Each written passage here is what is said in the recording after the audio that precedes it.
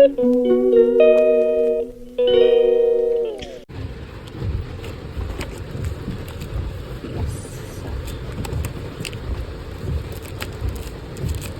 got new headphone, so I can watch. I can use it while watching drama. So no one could disturb me with